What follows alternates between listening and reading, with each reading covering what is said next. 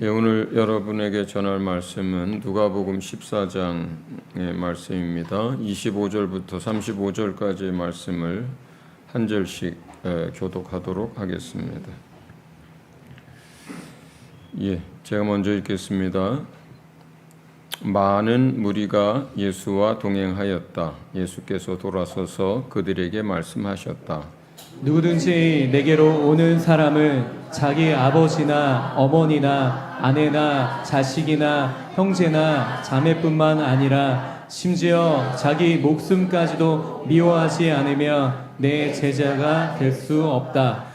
누구든지 자기 십자가를 지고 나를 따라오지 않으면 내 제자가 될 수 없다. 너희 가운데서 누가 망대를 세우려고 하면 그것을 완성할 만한 비용이 자기에게 있는지를 먼저 앉아서 셈하여 보아야 하지 않겠느냐. 그렇게 하지 않아서 기초만 놓은 채 완성하지 못하면 보는 사람들이 그를 비웃을 것이며 이 사람이 짓기를 시작만 하고 끝내지는 못하였구나 하고 말할 것이다. 또 어떤 임금이 다른 임금과 싸우러 나가려면 2만 명을 거느리고서 자기에게로 쳐들어오는 그를 자기가 10,000명으로 당해낼 수 있을지를 먼저 앉아서 헤아려 보아야 하지 않겠느냐. 당해낼 수 없겠으면 그가 아직 멀리 있을 동안에 사신을 보내서 화친을 청할 것이다. 그러므로 이와 같이 너희 가운데서 누구라도 자기 소유를 다 버리지 않으면 내 제자가 될 수 없다. 소금은 좋은 것이다. 그러나 소금이 짠맛을 잃으면 무엇으로 그것을 짜게 하겠느냐? 그것은 땅에도 거름에도 쓸데가 없어서 밖에 내버린다. 들을 귀가 있는 사람은 들어라. 아멘.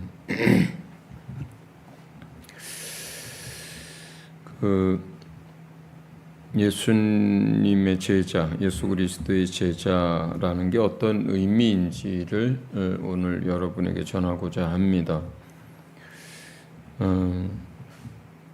사도행전에 보면 하루에 3,000명이 믿은 날, 또 5,000명이 믿고 세례받은 날, 뭐라고 기록하냐면 그날의 제자의 수가 3,000이나 더하더라, 5,000이나 더하더라, 이렇게 표현을 해요. 그럼 거기서 제자라고 하는 것은 그날 복음 듣고 마음으로 예수 믿고 세례 받은 사람들이잖아요, 그렇죠? 그러니까 뭐 제자 훈련이나 뭐 양육이나 어떤 과정 이후에 제자라고 표현한 게 아니고, 그러니까 예수 믿게 된 그 사람들을 성경은 제자라고 표현한 거예요. 그러니까 우리가 예수님을 믿는 그 순간부터 우리는 예수님을 주님으로 영접했고 그리스도로 믿었고 하나님의 아들로 믿었고, 그 순간부터 우리는 누가 되는 거냐면 다른 표현으로는 예수 그리스도의 제자가 되는 거예요. 그날부터. 그러니까 여기 앉아 계신 분들이 전부 누구예요? 그리스도의 제자예요. 제자예요. 그런데 성경은 제자라고 하는 것이 그냥 예수 믿은 것을 의미하는 것으로 그치지 않고 주님이 말씀하시는 참 진정한 의미의 제자가 무엇인지, 또 다른 표현으로 하면 우리가 믿는다는 것이 무엇인지를 또 계속해서 가르칩니다. 오늘 본문을 이제 보면 이 본문은 해석을 가르칠 때도 굉장히 중요한 본문 중에 하나입니다. 이제 여러 가지 해석에 필요한 것들이 담겨 있기 때문에 그렇습니다. 자, 우선 성경을 여러분들이 읽을 때 이게 어떤 상황에서 어떤 배경에서 왜 이 말씀을 시작하는지를 먼저 알아야 돼요. 상황을 알아야 되는 거예요. 그러니까 이게 배고픈 상황에서 이야기한 건지, 몸이 아픈 상황에서 이야기를 시작하시는 건지, 죄 때문에 힘들어하는 상황에서 이야기를 시작하는 건지, 아니면 막 예수님을 핍박하고 비난하는 상황 속에서 이야기를 시작한 건지, 그 상황이 어떤 상황인지를 이해하는 것이 해석의 첫 걸음이에요. 자, 그러면 우리가 첫 절에 이게 이제 상황이 나와 있어요. 뭐라고 돼 있냐면 많은 무리가 예수와 동행하였다. 예수께서 돌아서서 그들에게 말씀하셨다. 누가복음 14장쯤 되면 예수님의 공생의 기간 중에 중반을 넘어서 이제 3분의 2를 넘어서 이제 마지막을 향해서 가는 즈음이에요. 그러니까 지나간 한 2년 정도의 예수님의 사역을 통해서 이때쯤 되면은 수많은 사람들이 예수를 따릅니다. 예. 굉장히 많은, 우리 개역개정에는 뭐라고 그러냐면 수많은 사람들이라 그래요. 여기서는 많은 무리가 이렇게 표현했지만, 예. 하나, 둘, 셋, 넷, 세기가 힘들 정도로 많은 사람들이 예수님이 들로 나가도 따라갑니다. 예수님이 또 다른 지역으로 갈 때도 따라갑니다. 수많은 사람들이 따라가요. 그런데 주님이 자기를 지금 따라오고 있는 그 많은 사람들이 이제 자기를 따라오니까 뒤돌아서서 자기를 따라오는 그들을 향해서 이제 가르치기 시작하는 거예요. 이 설정이 굉장히 중요한 거예요. 지금 오늘날 세계 인구는 약 82억 정도 된다고 합니다. 그 가운데 그리스도인, 나 예수 믿는다라고 고백하고 스스로를 그리스도인이라고 믿는 사람들, 그 안에는 캐토릭, 프로테스탄트, 또 뭐 성공회, 또 뭐 정교회 다 포함하는 거예요. 그러니까 예수를 믿는 크리스찬이라고 스스로를 생각하는 인구수가 자그만치 27억 정도 됩니다. 27억 정도. 통계상으로는 26억 7천만 명 정도라 그래요. 그러니까 거의 27억 정도 됩니다. 그러면 82억 중에 26억 7천만, 27억 정도면 몇 퍼센트예요? 33%예요. 여전히 기독교는 지구상에 있는 모든 종교 중에서 최대 종교입니다. 세 사람이 걸어가면 그 중에 한 사람은 기독교인이라는 뜻이에요. 그 중에 약 48% 정도, 가장 많은 숫자가 캐토릭이에요. 그 다음에 약 40% 정도 되는 게 개신교예요. 프로테스탄트예요. 자, 그러면 이 가운데는 뭐 마리아를 신처럼 생각하는 사람부터, 신비주의에 빠져 있는 사람부터, 예수 부활을 안 믿는 사람부터, 또 온갖 이유로 교회 나가는 사람부터 수많은 사람들이 그 27억 안에는 다 포함된 거예요. 그렇죠? 예수님이 어디를 가시고 사역하실 때 뭐 몇만 명씩 따라다녔는데 지금은 예수님을 믿는다고 하는 사람이 숫자가 27억이 된다 이 말입니다. 이 시대에도 이 말씀은 굉장히 중요한 의미를 갖습니다. 이 시대에 27억의 사람들을 놓고 주님이 이렇게 얘기하실 거예요, 아마. 이렇게 얘기하실 거예요.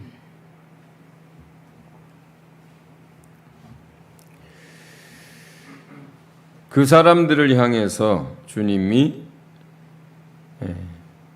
뭐라고 이야기를 시작합니까? 누구든지 내게로 오는 사람은 자기 아버지나 어머니나 아내나 자식이나 형제나 자식뿐만 아니라 심지어 자기 목숨까지도 미워하지 않으면 내 제자가 될 수 없다. 첫째, 이게 뭐예요?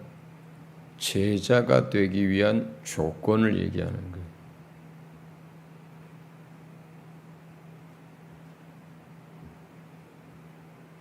예수님을 믿을 때의 조건은 뭐냐면 회개하고 예수님을 하나님의 아들 그리스도로 믿고 나의 주인으로 영접하면 되는 거예요. 그러면 그게 구원의 조건이에요. 다른 게 없습니다. 그렇게 해서 예수님을 믿은 사람을 제자라고 하는데 그때부터 이 제자에는 조건이 달라요. 그러니까 여러분 모두에게 이것은 다 유효합니다. 여러분이 예수 믿는 사람이라면, 그래서 제자가 됐다면 이제 여러분에게 뭐가 있어요? 제자의 조건이 있어요. 첫째, 그걸 기억해 두세요. 둘째는 우리가 성경을 읽다 보면 하나님이 한 분이거든요. 하나님은 여기서 이런 말하고 저기서 저런 말 할 수 없는 분이에요. 하나님은 그 안에서 진리가 서로 모순될 수 없는 분이에요. 완전하신 분이에요. 자, 그러면 우리가 아버지도 미워해라, 어머니도 미워해라, 아내도 미워해라, 자식도 미워해라, 형제도 미워해라, 심지어 자기 목숨도 미워해라. 그러면 여러분이 이 이야기를 읽으면 생각을 해봐야 되잖아요. 다른 데서는 어떻게 돼요? 예. 내 원수까지도 심지어 사랑하라고 하고 또 어떻게 해요? 예. 부모를 공경하라고 하고. 예. 믿는다고 하면서 가족을 돌보지 않는 사람들은 믿지 않는 불신자보다 더 악하다고 하고. 그죠? 예. 내가 너희를 사랑한 것 같이 서로 사랑하라 그러잖아요. 이 말씀과 이 말씀은 그냥 문구상으로는 서로 모순이잖아요. 서로 앞뒤가 안 맞잖아요. 그럴 때 여러분은 어떻게 해야 돼요? 성경이 틀렸어가 아니라 왜지? 이런 표현은 어떤 의미로 이렇게 표현하셨지? 라고 퀘스천 마크를 달고 주님께 묻고 다른 번역본도 보고 영어 성경도 참석하고 또 뭐 집에 헬라어를 찾을 수 있는 사람들이 있으면 또 찾아보고 이렇게 하는 거예요. 그 다음에 요즘은 세상이 정말 좋아졌습니다. 저는 요즘 어디에 누구한테 물어보는 일이 없습니다. 전부 제미나이한테 물어봅니다. 전부 물어봐요. 물론 제미나이 대답의 상당수는 오류도 있고 완전하지 않지만 분명하게 도움이 되고 참고가 돼요. 자, 그러면 여러분은 가장 쉬운 방법은 이런 것, 요즘 세대 제미나이한테 누가복음 14장 26절은 이렇게 돼 있는데 다른 데는 원수를 사랑하라고 하고 막 그렇게 돼 있는데 이게 도대체 왜 이렇게 기록된 거니? 이렇게 물어보세요. 잘 가르쳐 줍니다. 최소한 여러분은 그것에 대한 기본적인 참고는 충분히 됩니다. 성경 해석에서 다루는 것 중에 하나는 뭐냐면 문학적인 방법, 그러니까 문학적 기록, 문학이라고 하는 형태를 가지고 성경을 기록하고 주님도 그런 걸 사용하셨어요. 그런데 그 문학적인 기록이나 어떤 표현은 주님은 히브리 사람이고 아람 쪽으로부터 나왔기 때문에 히브리인들의 문학적 표현 또는 수사적 표현들을 사용합니다. 주님도 그걸 사용해요. 그리고 성경 기자들도 그런 걸 사용해서 기록합니다.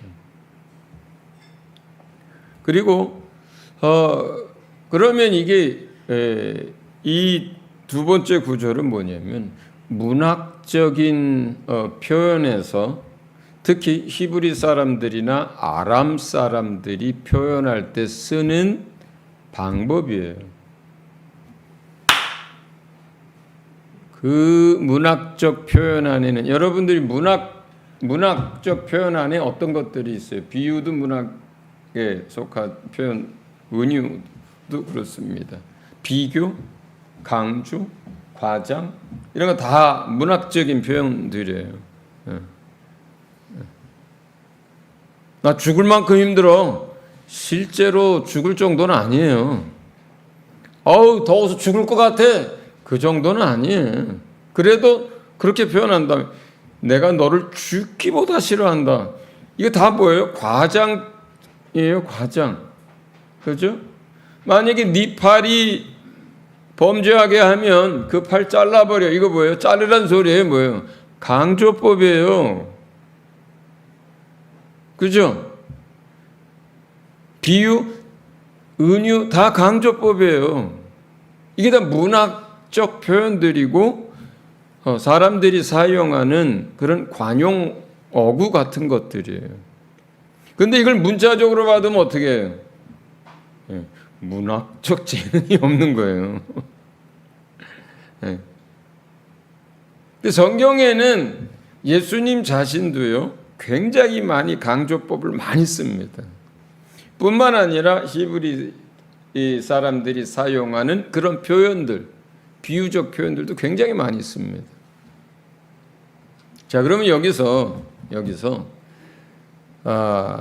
미워하다라고 하는 이 표현, 이거는 어떨 때 쓴 거랑 똑같은 거냐면 야곱이 레아는 미워하고 라헬은 사랑하였더라 이렇게 되어 있잖아요. 여기서 야곱이요 레아를 증오하고 미워했다는 뜻이 아니에요. 그거는 그 사람들의 표현 방법인데 뭐예요? 어떤 거냐면 레아보다 라헬을 더 사랑했다라고 하는 비교 우위를 표현하는 거예요.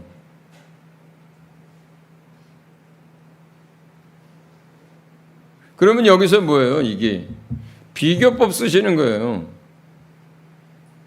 비교법이에요. 그래서 여기 NLT에서 영어로 comparison이라고 하는 표현을 써요. by comparison. 비교하면 이런 뜻이에요. 그래서 이건 뭐냐면 강조 문학적으로 그러니까 수사적인 강조 또는 비교 우위에 대한 표현인 거예요. 레아보다 라헬을 더 많이 사랑했다라고 했을 때의 표현하고 똑같은 거예요. 그러니까 여기서 미움은 미움이나 증오의 표현이 아니에요. 내 어머니나 아버지보다 예수님을 더 사랑하지 않으면이란 뜻이에요. 아내나 아들보다 네 형제보다 예수님을 더 사랑하지 않으면이란 뜻이에요. 세상의 황금보다 명예보다 권력보다 세상의 그 어떤 것보다 예수님을 더 사랑하지 않으면 이 뜻인 거예요. 그래야 원수를 사랑해라, 내가 나를 사랑하면 또는 서로 사랑해라와 충돌이 안 일어나죠. 그리고 실제로 충돌을 피하기 위해서가 아니라 이 표현 자체가 그런 거예요. 그런데 이것을 같은 상황에서 마태복음에 이 같은 상황에서 마태복음은 이걸 어떻게 표현하냐면 네가 네 부모나 형제나 누구보다 나를 더 사랑하지 않으면 이라고 표현해요. 같은 상황을. 그러니까 성경을 해석할 때 같은 상황을 기록한 공관복음의 다른 것들을 같이 읽어야 하고 또 이것이 주님의 말씀과 뜻 안에서 모순이 일어나면 이게 어떤 이유가 있을 거라고 생각하면서 찾아야 하고 또 그러면서 아주 많은 경우는 히브리적인 사고나 표현 방식에 의한 것들이 많기 때문에 그걸 찾아서 그 뜻을 이해하면서 성경을 읽어나가야 하는 거예요. 충분히 이해됐죠 이제? 그러니까 이거는 우선순위의 문제예요. 비교 우위의 문제예요. 강조법이에요. 강조법이에요. 수리가 이런 얘기하면 다 한국말 이해해요? 강조한다. 비교 우위다. 좀 어려운 말인데 그렇지만 의미는 전달됐을 거예요. 그렇죠? 이 세상에 그 누구보다 가장 사랑하는 사람보다 세상에 가장 값진 것보다 예수님을 더 사랑하지 않으면 제자가 될 수 없다 이런 뜻입니다. 자, 그게 이제 첫 번째 주님이 제자의 조건으로 얘기한 거예요. 근데 조건이 하나가 아니네. 그렇죠? 그 다음 절에 두 번째 조건이 또 나옵니다. 뭐라고 나와요? 거기에는 이제 자기 십자가를 지고 나를 따라오지 않으면 내 제자가 될 수 없다. 여기서 십자가라는 게 뭐예요? 가끔 말씀드리지만 이 성경을 잘못 이해하고 또 설교하는 사람들이 뭐 이렇게 잘못 말해가지고 속새기는 아들이 내 십자가지 뭐. 속새기는 아들은 여러분의 십자가가 아닙니다. 예? 여러분이 힘들어하는 어떤 걸 십자가라고 표현하는 게 아니잖아요. 십자가는 뭐예요? 예수님에게 주신, 아버지 하나님이 예수님에게 주신 역할과 사명을 말하는 거예요. 직분을 말하는 거예요. 그러니까 모든 사람은 예수 그리스도와 연합하면서 지체가 되고, 모든 지체는 각각 자기의 역할이 있고 사명이 있습니다. 직분이 있습니다. 그러니까 그 역할과 사명, 그 직분을 그걸 충성스럽게 감당하면서, 자, 그러면서 어떻게 해요? 그게 이제 십자가를 진 거예요. 그러면서 누구를 따라가는 거예요? 예수가 가신 길을 따라가는 걸 말하는 거예요. 자, 이게 이제 두 번째 조건인 거예요.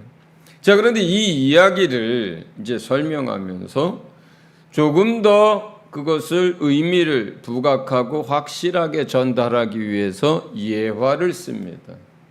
그러니까 예수님이 예화를 쓰는 이유는 뭐예요? 비유를 쓰는 이유는 뭐예요? 땅의 것을 가지고 하늘의 걸 설명하는 이유는 뭐예요? 더 의미 전달을 잘하도록, 이해가 더 될 수 있도록 사용하는 주님의 방법들인 거예요. 그러니까 예화가 두 가지를 썼어요. 첫 번째 예화, 망대를 지으려고 하는 어떤 사람 이야기. 요즘 뭐 여러분들이 포도원을 가꾸는 거나 무슨 한 게 아니라 여러분이 망대 지을 일이 없죠. 그냥 이걸 건물 하나 지으려면, 어떤 사람이 5층짜리 건물을 하나 지으려면 이라고 이해하시면 되겠습니다. 그러면 무엇부터 계산해야 해요? 5층짜리 건물을 지을 때 설계비, 요즘 인건비, 또 요즘 무슨 비용, 인허가비 다 해서 전체 이 5층짜리 건물을 하나 지으려면 요즘 20억은 들어. 계산을 해야 되잖아요. 뭘 계산하는 거예요? 비용 계산하는 거예요. 비용을 계산하는 거예요. 그런데 만약에 자기한테 5억밖에 없어. 은행에서 땅을 담보로 해서 대출을 다 끌어온다고 해도 10억밖에 안 돼. 그러면 지으면 돼야 안 돼요? 짓다가 중간에 못 짓고 결국 그거는 땅도 건물도 다 남의 손에 넘어갑니다. 여러분들한테 제가 이 영어 성경 중에는, 번역본 중에서는 이 NLT를 좀 추천하는 편이에요. 이 NLT는 이 문단 자체의 제목이 뭐라고 돼 있냐면, 제가 어디에 써놨어요. The cost of being a disciple. 이렇게 돼 있어요. 예수님이 되려고 할 때 지불해야 할 코스트, 비용. 이렇게 문단의 제목이 이렇게 돼 있어요. 그러면 확 좀 더 와닿죠. 예수님의 제자가 되려면 비용 지불해야 되는구나. 구원 얻을 때는 지불한 비용이 하나도 없어요. 그죠? 여러분, 하나님의 자녀 되고 죄사함 받고 영원한 생명을 얻기 위해서 지불한 비용이 있어요? 드린 거라고는 여러분 마음 하나밖에 없어요. 그런데 구원 얻고 났어. 그 다음에 제자가 되려고 하니까 주님이 딱 이렇게 얘기하시는 거예요. 청구하시는 거예요. 망대 비유는 그러니까 뭐예요? 대가를 지불해야 한다는 뜻이에요. 비용이 든다는 뜻입니다.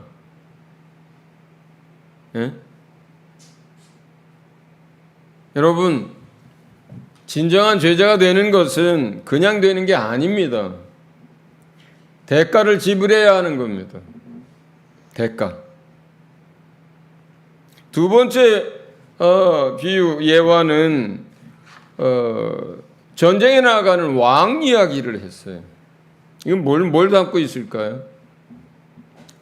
전쟁은요, 뭘 걸고 하는 거예요? 목숨 걸고 하는 거예요. 왜 상대방 왕이 2만 명을 데리고 오고 나한테 있는 군사가 10,000명밖에 없으면 예수님은 지혜로운 왕이면, 바보가 아니면 어떻게 하라 그래요? 가서 화친을 청하라 그래요. 조공을 바치든 뭘 하든 그거보다 뭐가 더 비싸기 때문에 그래요? 목숨값이 더 비싸기 때문에 그래요. 그렇게 안 하면 왜 그래요? 죽기 때문에 그래요. 제자가 된다는 건 두 번째, 뭘 걸고 믿는 거예요? 목숨 걸고 믿는 거예요. 목숨을 걸어야 하는 거예요. 목숨까지 내걸어야 하는 거예요. 두 번째 이야기가 그 이야기라니까요. 전쟁 이야기는. 여러분 그렇게 생각하십니까? 여러분 예수님의 제자가 되려면 내가 대가를 지불해야 한다. 내가 예수님의 제자가 되려면 목숨도 걸어야 한다. 이렇게 생각하시나요?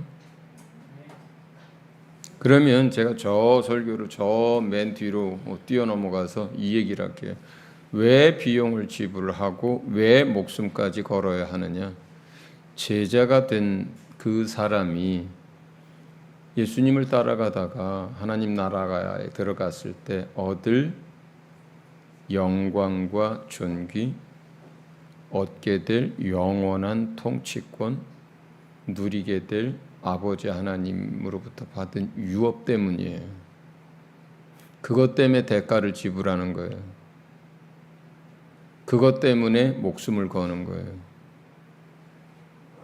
그게 예수 따라간다는 의미예요. 그 영광이라고 하는 것은, 그 존귀라고 하는 것은 영원하고 이 땅의 그 어떤 것과 비교조차 안 된다라고 하는 것이 사도들의 이야기예요. 특히 하늘을 몇 번씩이나 왔다 갔다 한 사도들, 예수님이 오실 때를 직접 본 사도들, 종말의 때와 완전한 하나님의 나라가 성취되어지는 광경을 환상 가운데 본 사도들, 이런 사도들일수록 그 얘기를 더 합니다. 사도 바울도 그 3층 전까지 몇 번이나 왔다 갔다 하고 신비한 많은 경험들을 했죠. 그런데 그것이 자랑이 될까봐, 사람들이 오해할까봐 아주 지극히 적은 것만 기록을 하고 기록 자체를 안 했어요. 사람들이 그런 거 쫓을까봐. 근데 사도 바울이 뭐라 그래요? 이 세상에 있는 그 어떤 것으로도, 어떤 표현과 수사와 그 어떤 것으로도 아예 그것은, 내가 본 것은, 내가 들은 것은, 우리가 누리게 될 것은 비교 불가다. 비교조차 안 되는 거다.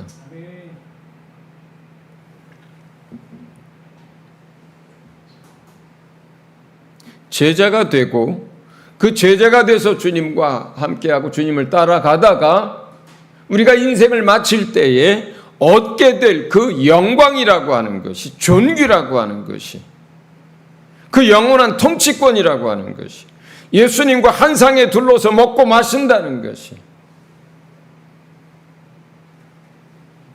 그것이 얼마나 엄청나고 놀라운 영광인지를 알기 때문에, 예수님이 그걸 알기 때문에 이야기를 하시는 거고, 사도들이 그걸 알기 때문에 그 길을 가라고 하는 거예요.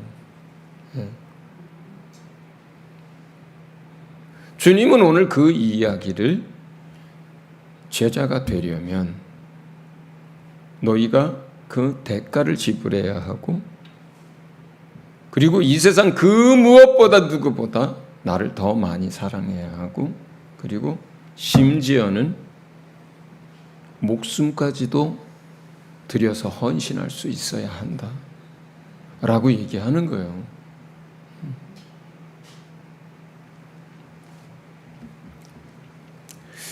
그러면서 성경의 많은 부분은 의도를 가지고 한 구절, 한 문장을 쓰거든요.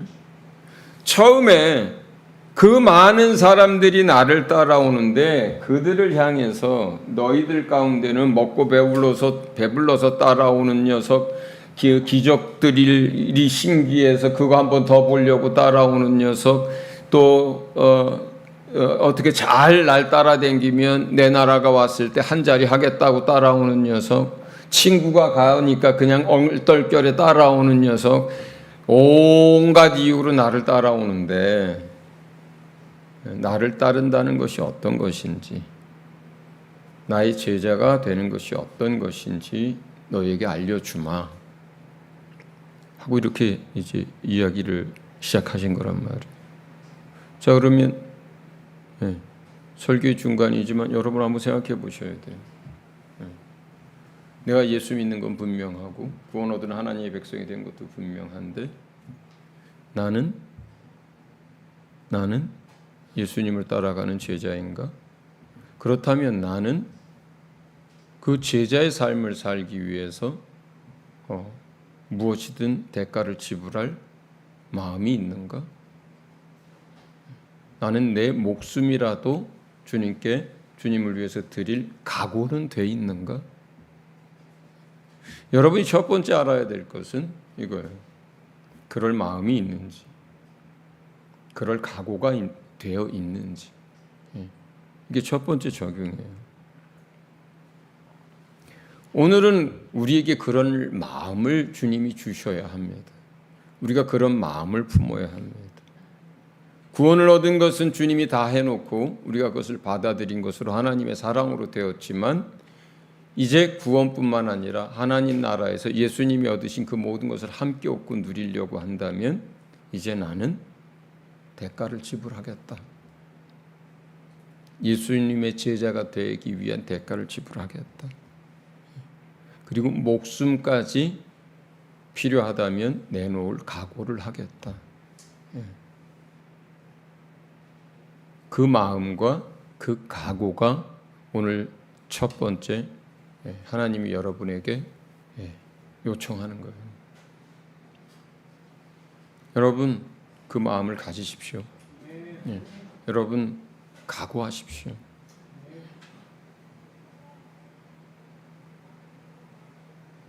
우리 배병주 집사님 이제 좀 있으면 90입니다.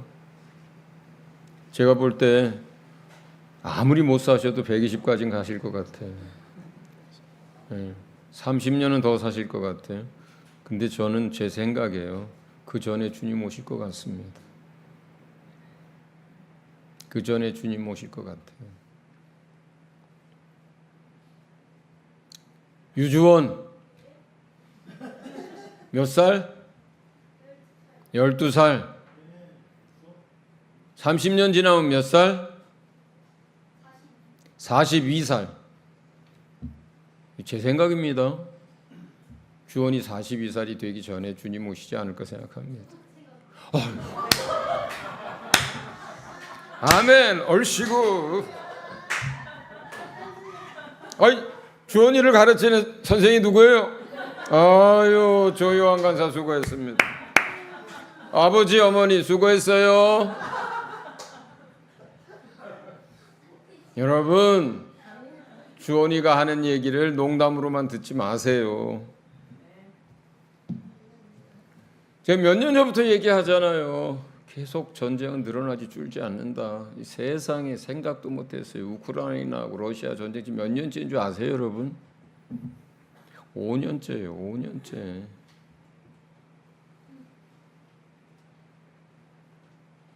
지구상에서 더 터집니다. 계속 터질 거예요. 전염병. 지금 콩고에서요, 에볼라로 확진된 사람이 4,000명이 넘었어요. 의료진들 다 지금 다 포기 상태예요. WTO도 마찬가지예요. 대책도 없어요.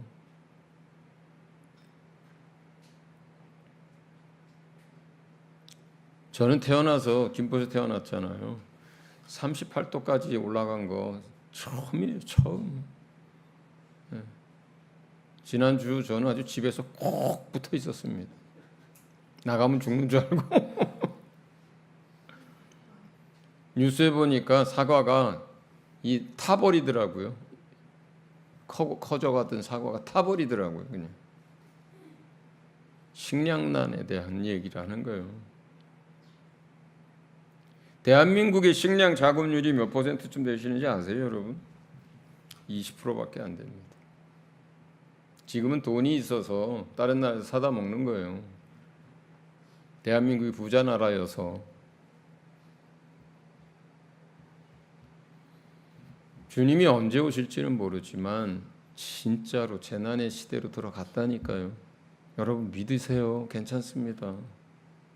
그거는 믿어도 돼요.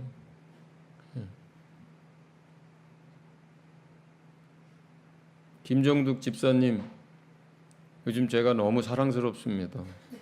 볼 때마다 안아드리고 그럽니다. 박근혜 집사님보다 제가 더 사랑하는 것 같습니다. 결단 잘하셨습니다. 지난주인지 언젠지 김종득 집사님이 이제 아파트 경비를 하는데 면접을 가셨는데 그 아파트인지 아니면 그 건물인지 밑인지 옆 건물인지 술집이 있어서 이해 안 한다 그러고 왔대요. 그래서 제가 아침에 잘했습니다 그랬어요. 잘했습니다. 예. 지금은요 여러분들 영혼을 지켜야 할 때예요. 예. 하나를 더 소유하는 게 문제가 아니에요. 지금은 여러분 자신을 지켜야 할 때예요. 그리고 믿지 않는 가족들을 구원해야 할 때예요. 이번에 김진성 집사님이 코이노니아 기간이 딱 휴가 기간하고 겹쳤는데 코이노니아 참석하고 싶고 그것이 귀한 줄도 알지만 목요일부터 주일까지 광주 어머님께 내려가기로 했어요. 그래서 제가 잘했다 그랬어요. 왜 잘했다고 했냐면 저는 성도들의 신앙 성장을 위해서 코이노니아가 지금 단계에서는 여러분이 가장 중요하다고 생각합니다. 한 사람도 빠지면 안 된다고 생각해요. 그럼에도 불구하고 왜 잘했다고 했냐면 마음에 어머니에 대한 생각을 다른 때하고 전혀 다르게 계속 강하게 주신대요. 그래서 제 마음에 이런 생각이 들어요. 지난번에 이제 진실한 마음으로 예수님 영접하셨거든요. 근데 믿음이라고 하는 것은 끝까지 유지해야 되는 것이고 어떤 일에 반복돼서 깊이 어떤 마음을 주실 때는요 그게 내 생각이 아닐 수 있다라고 여러분 생각하셔야 돼요. 하나님이 또는 성령께서 마음에 이런 걸 주시나 보다라고 생각하고 그걸 곰곰이 곱씹어 봐야 돼요. 그리고 이것이 평소의 마음과 다르고 주님으로부터 성령의 감동에 의한 건가 보다 할 때는 그걸 따라야 하는 거예요. 그래서 제가 그랬어요. 오래도록 요즘 이제 많이 건강해지셨거든요. 오래도록 자녀들 곁에서 또 믿음이 자라가면서 사시면 좋겠지만 사람 일은 모른다. 사람 일은 모른다. 특히 연로하시고 건강이 안 좋으신 부모님들은 더더욱 그렇다. 잠깐 좋아지실 수도 있고 또 10년, 20년 더 사시길 바라지만 그 모르는 일이다. 잘했다. 가서 어머니 돌봐드리고 함께 있고 격려하고 기도해드리고 사랑받은 거 그 100분지 1이라도 표현하고 갚아드리고 그리고 무엇보다 신앙을 견고하게 붙들어 드리고 그리고 와라. 여러분 우리 인생이 100년이 남았든 50년이 남았든 간에 그것은 아주 짧습니다. 그리고 우리에겐 영원한 삶이 있습니다. 그리고 우리는 이미 그 약속을 받은 사람들입니다. 이 땅에서의 인생이라고 하는 것은 그것을 준비하는 삶이에요. 그것이 첫 번째 가치예요. 인생의 첫 번째 의미입니다. 그것이. 그렇다면 여러분 내가 예수 믿은 것도 말할 수 없는 복이지만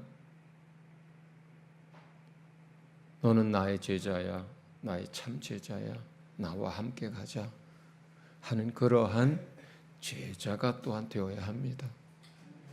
그러려면 여러분 오늘 이 말씀 들으면서 마음의 변화가 하나 있어야 돼. 대가를 지불하겠다.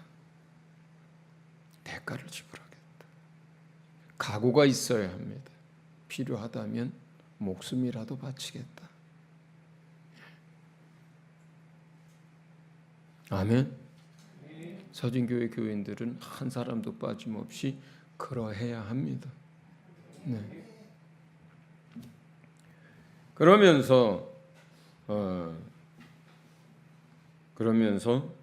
주님이 예화 다음에 이야기를 이어갑니다. 이제 중간까지밖에 안 온 것 같아요. 그래도 이거는 중간에 끝이 않고 그냥 끝까지 가겠습니다. 제가. 그러면서 이야기를 해요. 자, 그러므로 33절에 항상 앞에 뭔 얘기를 다 하다가 그러므로 이와 같이 그럼 뭐예요? 거기가 결론 부분이에요. 항상 그러므로 앞에 이야기를 했는데 그것을 이제 정리한다는 뜻에 또는 그것이 이런 의미야 라고 하는 뜻에 또는 그러니까 너는 이렇게 해야 해 하고 하는 어떤 메시지가 들어가 있는 것이 이런 표현인 거예요. 항상 그러므로 또는 너희는 이와 같이 이렇게 되는 표현들이거든요. 그러면 그걸 잡아야 하는 거예요. 여러분은. 자, 그러므로 이와 같이 너희 가운데 누구라도 자기 소유를 다 버리지 않으면 내 제자가 될 수 없다.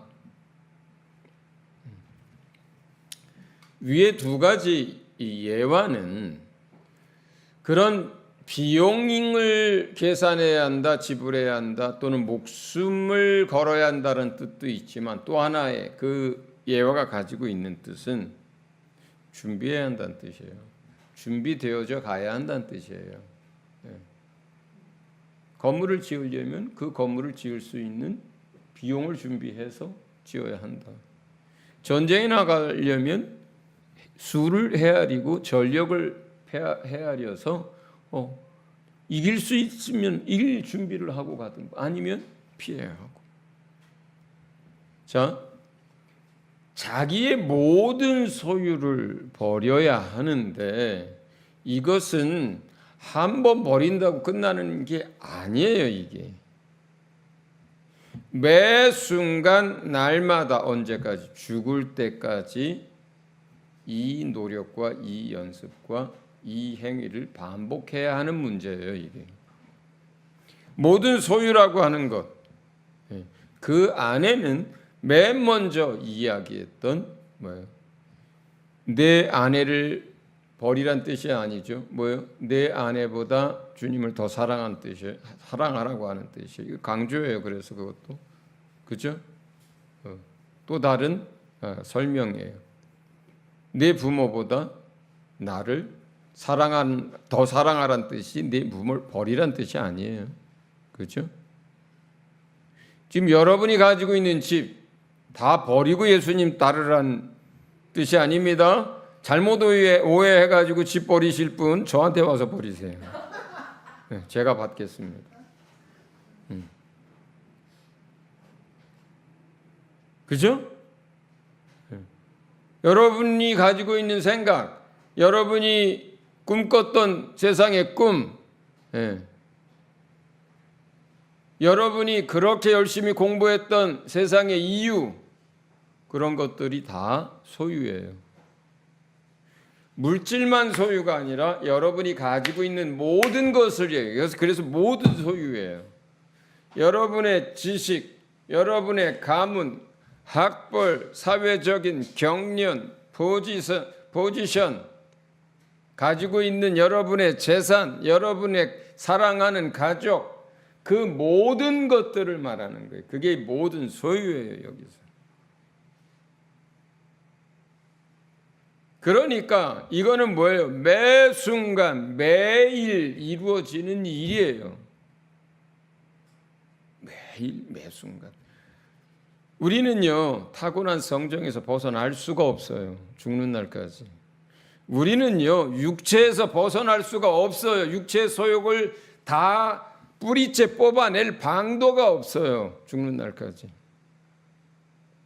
끊임없이 육체가 원하는 것들이 끊임없이 여러분 안에 가지고 있는 지식과 경험들과 여러분의 사고가 있고 여러분이 벗어버릴 수 없는, 그래서 날마다 고백하면서 또다시 작업해야 하는 여러분의 타고난 성정이 있어요. 그거를 어떻게 해야 되는 거예요? 매 순간 하는 거예요. 이게 매 순간 부인하는 거예요. 그래서 이거를 모든 소유를 버리고를 다른 성경에는 똑같은 거 어떻게 해요? 자기를 부인하고 이렇게 하는 거예요. 자기를 부인하고 또는 모든 소유를 버리고, 그래야 주님을 따를 수 있다는 거예요. 내 생각과 성경 읽다 보니까 달라 이게. 그러면 뭘 버려야 하는 거예요? 아, 이건 말이 안 돼 하고 성경을 내려놓는 게 아니라 내 생각을 버려야 하는 거예요. 내가 정말 좋아하는 게 있어요. 축구 아니면 아주 나는 못 살아. 세상에 사는 이유가 축구 때문에 살아. 그런데 주일날 경기가 있어.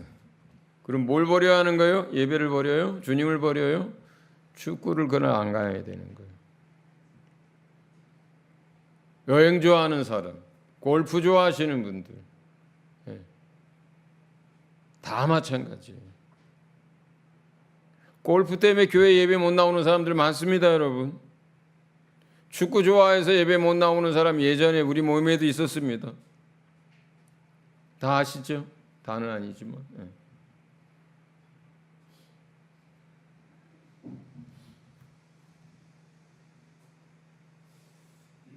크고 떼돈 벌 일 때문에 교회 못 나오는 사람도 많습니다.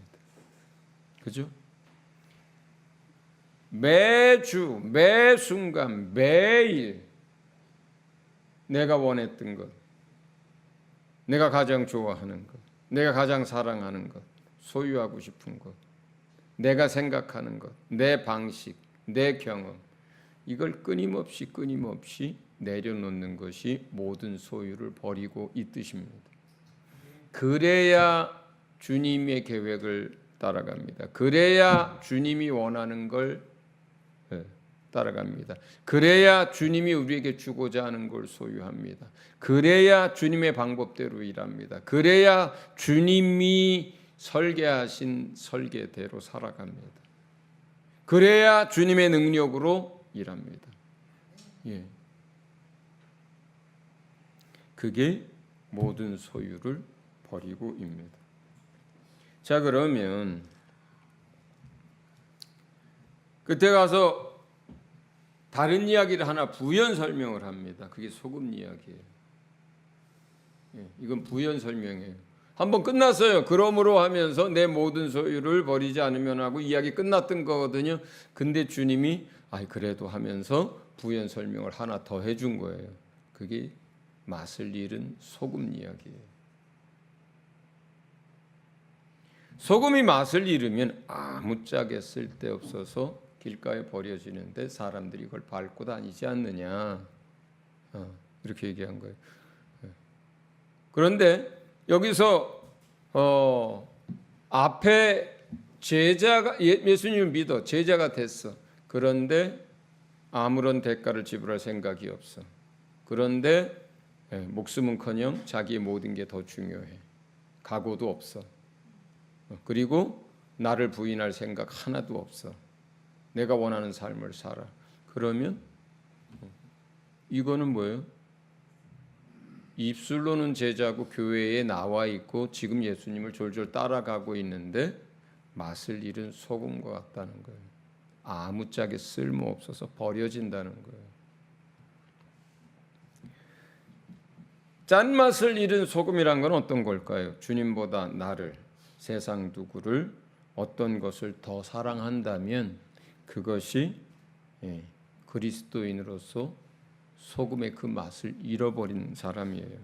자기 사명, 자기 역할, 자기 직분을 소홀히 하거나 그걸 내려놓는다면 어떻게 될까요? 힘들어서 내려놓고 겁이 나서 내려놓는다면 어떻게 될까요? 그게 맛을 잃어버리는 거예요. 주님 가신 그 길이 아닌 다른 길을 가면 어떻게 될까요? 그게 맛을 잃어버린 소금이라는 뜻이에요. 그게. 자, 그러면 주님 이야기를 한번 해볼게요. 나를 따라오라고 하시는 그 주님 이야기를 한번 해볼게요. 주님은 어떤 대가를 지불하셨을까요? 주님은 하나님과 동등된 분이신데 하늘에 있는 모든 것들을 다 내려놓고 이 땅에 벌거벗은 모습으로 애기의 모습으로 마구간에 오셨습니다. 사시는 동안에 머리 둘 곳 하나 없이 사셨습니다. 주님은 어떻게 하셨을까요? 우리를 어떻게 사랑하셨을까요? 자기의 목숨을 내어주기까지 사랑하셨습니다. 이게 주님 가신 길이에요. 주님은 어떻게 사셨을까요?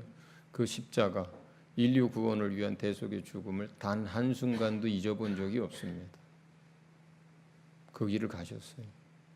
그게 주님이에요. 주님의 제자라는 건 어떤 걸까요? 주님을 본받는 사람이에요. 주님과 같이 되어지는 거예요. 주님을 닮는 거예요. 주님을 따라가는 게 그걸 제자라고 합니다. 근데 그 주님이 골고다 언덕에서 어떻게 했어요? 이 잔을 지나가게 해달라고 3번씩이나 간구했습니다. 그건 그분이 원하는 거예요. 그런데 주님은 어떻게 얘기해요? 내 뜻대로 하지 마옵시고 주의 뜻대로 이루어지도록 해달라 그래요. 그게 뭐예요?